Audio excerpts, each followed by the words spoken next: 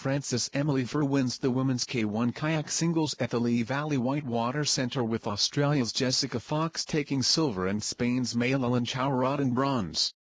Former team world champion Fer, 29, produced a faultless run to pipped the 18-year-old Australian daughter of Britain's former world champion Richard Fox by 0.61 seconds in a time of 106.51.